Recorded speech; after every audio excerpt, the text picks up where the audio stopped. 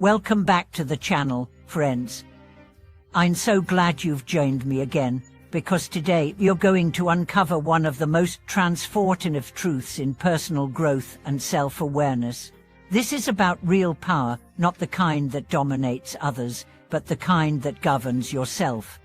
Today's focus is emotional freedom, the quiet, radiant strength of someone who knows how to hold, understand, and transform their emotions instead of being ruled by them. So let me ask you this.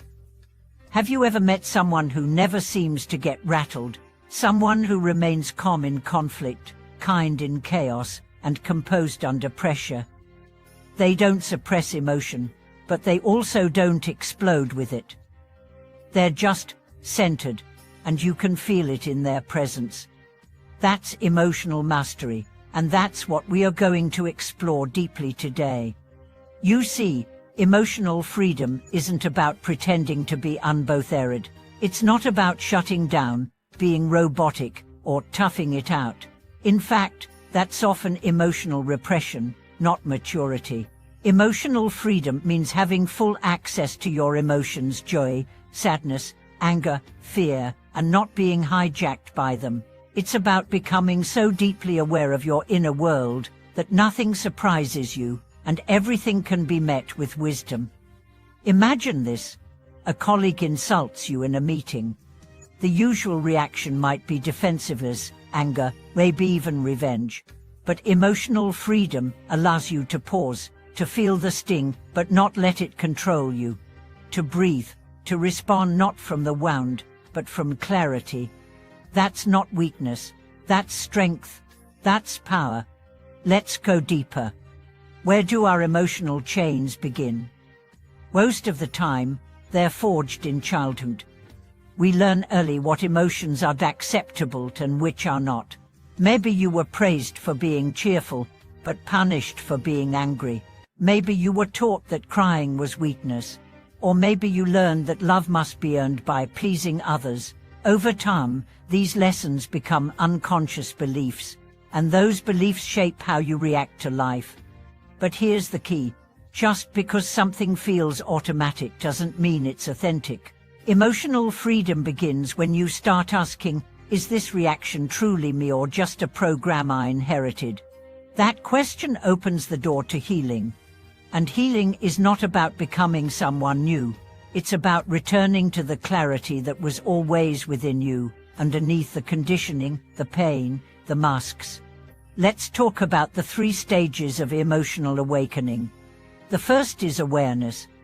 You begin to notice your patterns. You realize that every time someone criticizes you, you shrink. Every time you feel ignored, you get angry. Every time you're alone, anxiety rises. You start tracking these responses not with judgment, but with curiosity. You might journal. You might meditate. You might pause mid-argument and say, "Paid a moment." This is the foundation. You can't change what you can't see. But once you see clearly, transformation begins. The second is acceptance. Most people want to jump straight to fixing. How do I stop being angry? How do I eliminate fear? But healing begins when you stop trying to get rid of your emotions and start listening to them.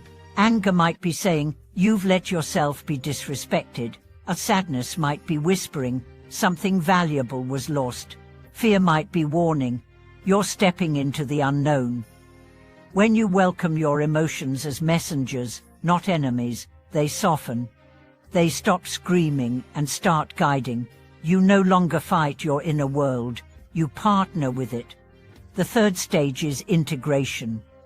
This is where real power lives. You still feel emotions, but you respond from your values, not your wounds. You feel anger and choose compassion. You feel fear and take the step anyway. You feel sadness and still show up for life. This is emotional freedom. Not perfection, but presence. Let me tell you about Maya, a client of mine who had spent years avoiding conflict. Every time someone challenged her, she'd go quiet, smile, numb out. She was afraid of confrontation because growing up, conflict always meant pain. Through our work, she began sitting with her fear, naming it, breathing into it.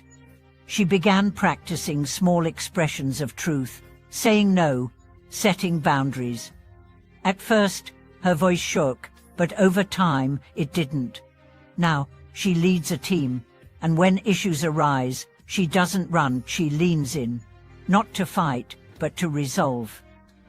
That's the power of integration.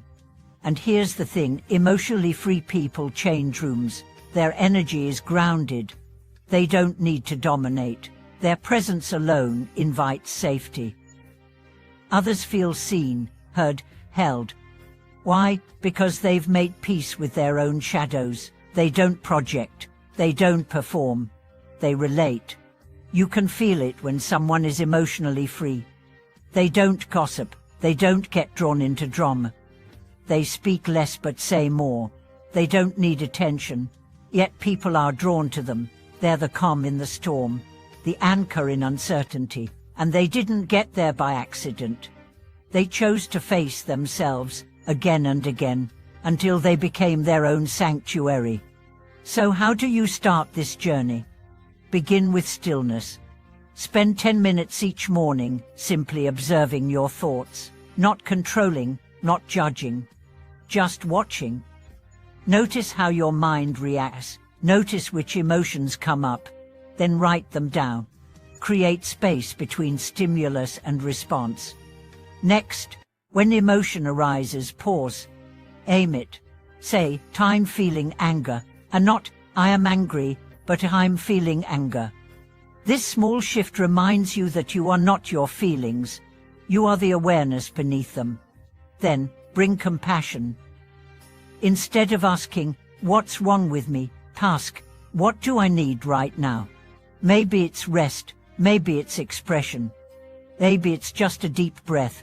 This is how you reparent your nervous system. You show it that it's safe now, safe to feel, safe to stay. Practice honest communication.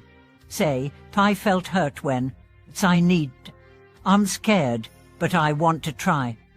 Speak from your experience, not from blame. This kind of emotional fluency transforms relationships. Finally, forgive yourself. You will slip. You will overreact. You will shut down. That's okay. Every time you catch yourself is a victory. Every repair is a step forward. The path is not linear, but it is sacred. And when you begin walking it, your life changes.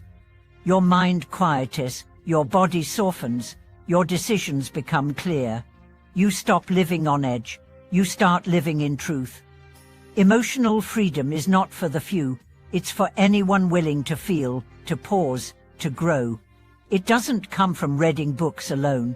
It comes from feeling your way back to yourself. And once you taste it, you'll never trade it for anything. Because to be emotionally free is to be truly alive, awake, powerful, compassionate, and real. Thank you for spending this sacred time with me. If you're on this journey, if something today touched your heart, share your experience in the comments. Let's create a space where emotional wisdom is honored and cultivated. Please like this video, subscribe to the channel, and turn on notifications so we can continue growing together. Thank you for watching this video. May your emotions become allies, your heart become your compass, and your life become a sanctuary of strength and peace.